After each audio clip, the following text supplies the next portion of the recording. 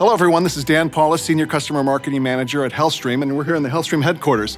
I recently had an opportunity to sit down with Kelly Aldrich, the Director of Innovation and Associate Professor of Informatics at Vanderbilt University, and we were able to talk about interoperability. She has some fascinating insights to share. How does interoperability affect, like, staff burnout, Sure. nursing relations, that kind of thing, and how do they feel about this? Right. So if you look holistically at interoperability, it's really kind of a wheel. And Procuring Interoperability is a great publication that the National Academy of Medicine did, and we were able to contribute to that, looking at the cybersecurity, syntactic, semantic. But what the piece around interoperability never quite seems to get to is the contextual and orchestration interoperability. Those are the two kind of the wheels in the spoke or spokes in the wheel that feed what the clinicians need to look at things like usability, ease of use, satisfaction. Where is it that this data can seamlessly come to you so that you can actually coordinate care for a patient? We kind of have this paradigm that's backwards. We think, since we're a healthcare system or a hospital, that we hold the data.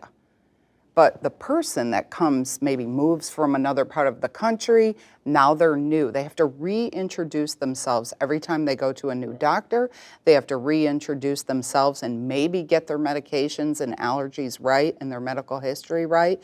They have to reintroduce these sort of pieces about them. So when people talk about precision or personalized medicine, until we actually flip that paradigm where they hold the data and they're the person introducing, going in and out of these systems of care when we're a known person versus an unknown person. Yeah. I think that is what we need to consider to have an impact on the burnout and the impact of efficiency and effectiveness for clinicians. Yeah, I'm thinking, I recall reading something about this idea of the patient owning, their own analytics and data.